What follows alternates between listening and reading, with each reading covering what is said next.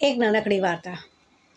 એક નાનકડા એવા ગામમાં એક મા અને દીકરો રહેતા હતા, પરંતુ એ દીકરાને ગોળ ખાવાની ખૂબ જ ટેવ હતી, જેથી મા સતત ચિંતામાં રહેતી હતી। એક સમયે એક સાધુ મહારાજ ગામમાં પધારે છે, ત્યારે ગામના અન્ય લોકો માતાને કહે છે, બેન, આ સાધુ મહારાજની વાણીમાં ખૂબ જ જાદુ છે, તું એમની પાસે જા, તારી ચિંતા દૂર થઈ જશે।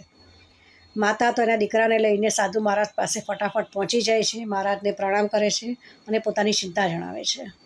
મહારાજ કહે છે, બેન, તું આવતીકાલે આવજે, હું તારી ચિંતા દૂર કરીશ।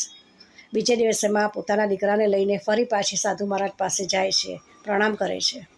ત્યારે સાધુ મહારાજ દીકરાને કહે છે, બેટા, તું હવેથી ગોળ ખાતો નહીં।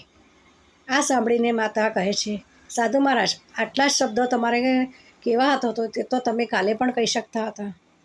સાધુ મહારાજ કહે છે, હા બેન, પરંતુ ગઈકાલ સુધી હું પણ ગોળ ખાતો હતો।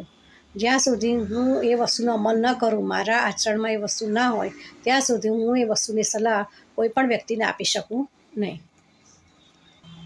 મોરલ ઓફ ધ સ્ટોરી, જ્યાં સુધી કોઈ પણ વસ્તુ આપણા આચરણમાં ન હોય ત્યાં સુધી એની સલાહ આપણે બીજાને આપી શકીએ નહીં।